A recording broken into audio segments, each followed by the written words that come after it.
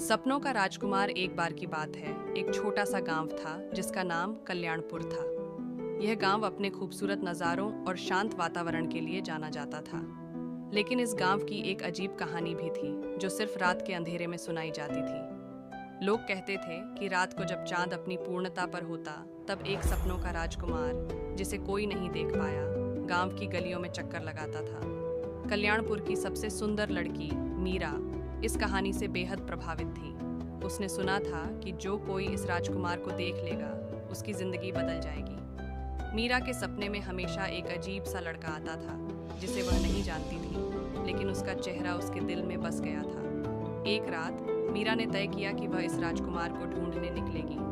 मीरा ने रात को चुपके से घर से निकलने का प्लान बनाया। जैसे ही वह बाहर आई उसने देखा कि चांद पूरी तरह चमक रहा था। उसने सोचा, आज रात मुझे अपने सपने के राजकुमार से मिलना है। उसने गांव के बाहर एक पुरानी मंदिर की तरफ कदम बढ़ाया जहां के बारे में सुना था कि राजकुमार वहां आता है। मंदिर के पास पहुंचते ही मीरा को महसूस हुआ कि कुछ अजीब सा हो रहा है। वहां एक शांत सी हवा चल रही थी और मंदिर की घंटियां खुद ब खुद बजने लगी। मीरा ने अपनी आंखें बंद की और प्रार्थना की। जब उसने आंखें खोली तो सामने एक लड़का था जो उसी सपने के राजकुमार की तरह दिखता था। मैं तुम्हारा सपना हूँ, उसने कहा, और मैं तुमसे कुछ खास कहने आया हूँ। मीरा के दिल की धड़कन तेज हो गई। क्या तुम सच में सपनों का राजकुमार? उसने पूछा। हाँ, लेकिन तुम्हें समझना होगा कि सपने हमेशा खुशियों से भरे नहीं होते। मेरे पास एक राज है, उसने कहा। मीरा ने सोचा, राज? यह तो और भी रोमांचक है। उसने उस लड़के से पूछा, क्या राज है? राजकुमार ने समझाया, मुझे यह जानने के लिए तुम्हें मेरे साथ एक सफ़र पर चलना होगा, लेकिन इस सफ़र में तुम्हें अपने डर का सामना करना पड़ेगा। मीरा ने हिम्मत जुटाकर हाँ कर दी। राजकुमार ने उसका हाथ पकड़ा और दोनों एक अनजानी दुनिया में चले गए। उनका सफ़र एक ऐसे जंगल से शुरू हुआ जहाँ अंधेरा और साए उन्हें घेरने लगे। जैसे ही वे आगे बढ़े, मीरा ने देखा कि हर तरफ एक अजीब सी खुशबू है, लेकिन खुशबू के साथ साथ एक डर भी महसूस हो रहा था। रास्ते में उन्होंने देखा कि कुछ परिंदे उन्हें देखकर खौफ से उड़ गए। मीरा का मन घबरा गया, लेकिन राजकुमार ने उसका हाथ मजबूती से पकड़ रखा। डर मत मीरा, हम इस सफ़र को पूरा करेंगे, उसने कहा। अचानक उन्हें एक पुरानी हवेली दिखाई दी। हवेली का दरवाज़ा खुला था, लेकिन अंदर से कोई आवाज़ नहीं आई। राजकुमार ने कहा, यह हवेली इस राज्य का हिस्सा है। इसके अंदर कुछ ऐसा है जो तुम्हें अपने सपने के सच होने का एहसास दिलाएगा। दोनों हवेली के अंदर गए। अंदर जाते ही उन्होंने देखा कि हर तरफ पुरानी तस्वीरें थीं, लेकिन इन तस्वीरों में कुछ अजीब सा था। हर तस्वीर में किसी न किसी का चेहरा था जो डर और भयंकरता रखता था। यह सब कौन सी तस्वीरें हैं? मीरा ने पूछा।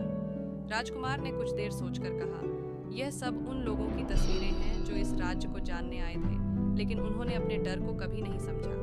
मीरा का मन घबरा गया। मुझे वापस जाना है, उसने कहा। लेकिन राजकुमार ने उसका हाथ पकड़कर कहा, तुम्हें अपने डर का सामना करना होगा। अगर तुमने अपने डर को जीत लिया तो तुम्हें मेरी असली शक्ति मिलेगी। मीरा ने गहरी सांस ली और आगे बढ़ी। हवेली के एक कमरे में उसने देखा कि एक बड़ा सा आईना है। आईने में उसने अपने आखिरी सपने का दर्शक देखा। उसका डर, उसका दुख और उसकी भयंकरता तस्वीर। यह क्या है? मीरा ने चीख कर कहा।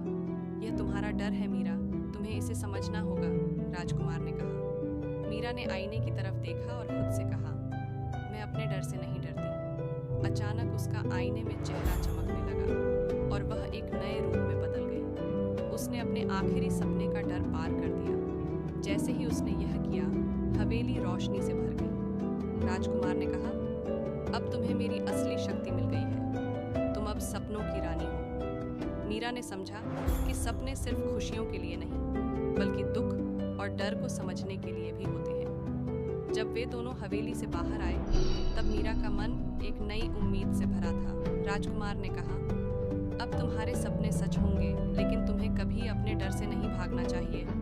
मीरा ने उसका हाथ पकड़कर कहा, मैं कभी नहीं भागूंगी, अब मैं अपने सपनों की रानी हूँ।